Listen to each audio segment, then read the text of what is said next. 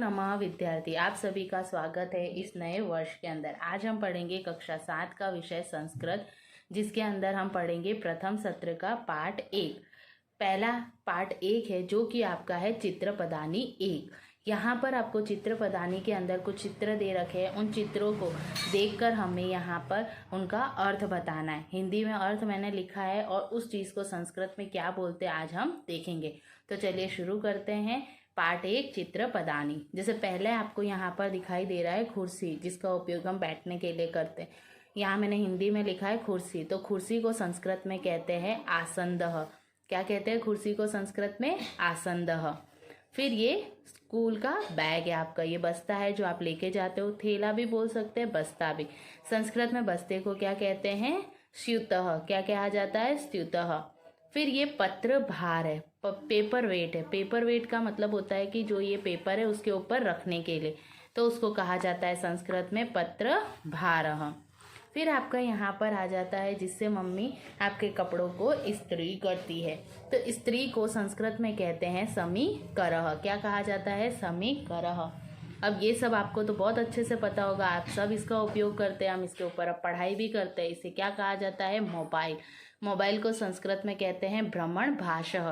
भ्रमण का मतलब होता है घूमना, भाषा का मतलब होता है बोलना। तो मोबाइल से हम कहीं भी घूमकर बात कर सकते हैं। इसे संस्कृत में मोबाइल को क्या कहा जाता है? भ्रमण भाषः। अब यहाँ पर आपको क्या दिखाई देता है? आप बनाते हो ये सारे पहाड़। पहाड़ को संस्कृत में क्या कहा जाता है? पर्वतः। क्या कहा जाता है? पर्वतः। उसके बाद इसका उपयोग हम सोने के लिए करते हैं। क्या है? पलंग। तो पलंग को हम क्या कहते हैं? पर्यटक। क्या कहा जाता है? पर्यटकः।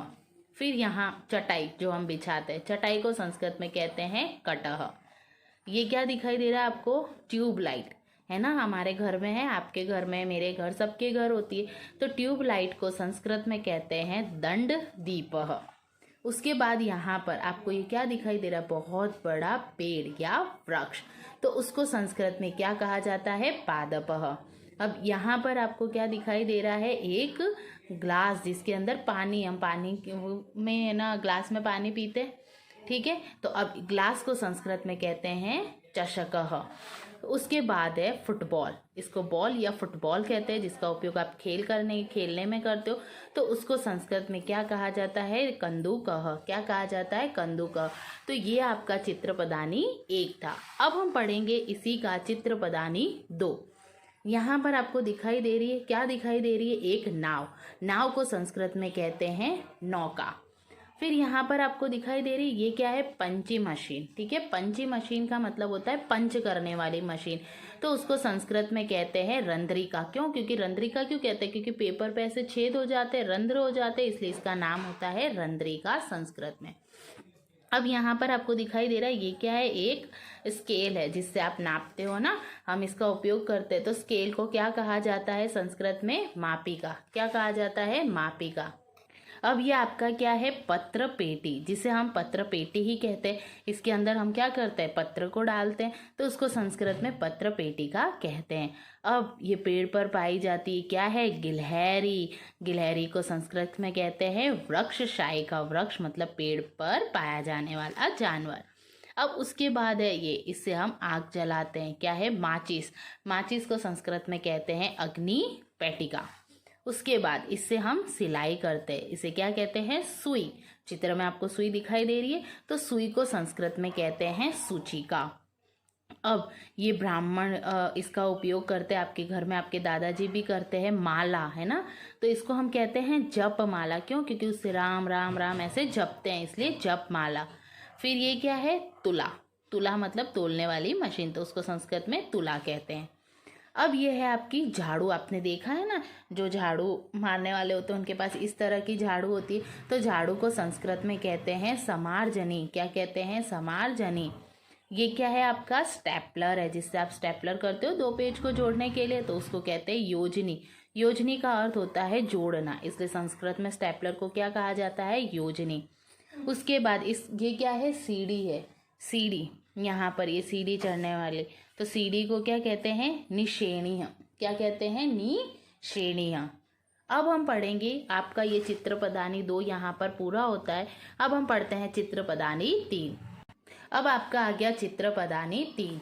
अब ये आपके पापा पहनते हैं, आप भी पहनते हो, कमीज, शर्ट, जिसको संस्कृत में कहते हैं युत्तकम। क्या कहा जाता है? युत्तकम। अब ये क्या है? चश्मा, सभी को लगाना अच्छा लगता है, उसको कहते हैं उपनेत्रम। उसके बाद है, इससे हम बाल बनाते हैं, कंगा, कंगा को कहते हैं कंगतम।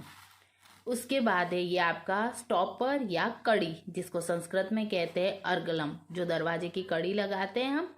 ये क्या दिखाई दे रहा है आपको चित्र में? पत्ती, पत्ती को संस्कृत में कहते हैं पर्णम। उसके बाद ये क्या है? पंखा, जो गर्मी में हमको राहत देता है, तो पंखे को संस्कृत में कहते हैं व्यजनम। क्या कहते हैं? व्यजनम। उसके बाद ये सबको बहुत अच्छा लगता है, गर्मी के मौसम में आता है रसीला रसीला, क्या है? आम, आम को संस्कृत में कहते हैं आम्र फलम। ये क्या है? क्या दिखाई दे रहा है? घर, तो इसको क्या कहते हैं संस्कृत में? ग्रहम। अब ये कंप्यूटर, कंप्यूटर को संस्कृत में कहा जाता है संगणम। क्या कहा जाता है? संगणम। उसके बाद ये क्या दिखाई दे रहा है आपको? दरवाजा, है ना, दरवाजे को संस्कृत में कहते हैं द्वारम। अब ये क्या है? साबुन, साबुन को संस्कृत में कहते हैं फेनम। क्यों? क्योंकि साबुन से ऐसे से झाग निकलता है, इसे उसको संस्कृत में क्या कहा जाता है? फेनम। और अंत में आपका ये लास्ट जो चित्र है वो है आपकी खिड़की। खिड़की को संस्कृत में कहा जाता है वातायनम। क्या कहा जाता है? वातायनम। तो बच्चों, आपको समझ में आया? तो ये आपका चित्रपदानी 3। तो आज हमने चित्रपदानी 3, चित्रपदानी 2 और चित्रपदानी 1 पढ़ा संस्कृत में पार्ट 1 के अंदर। अब आपको आपकी होमवर्क कॉपी के अंदर संस्कृत में और हिंदी में लिखना है, साथ में आपको ये चित्र भी बनाने हैं।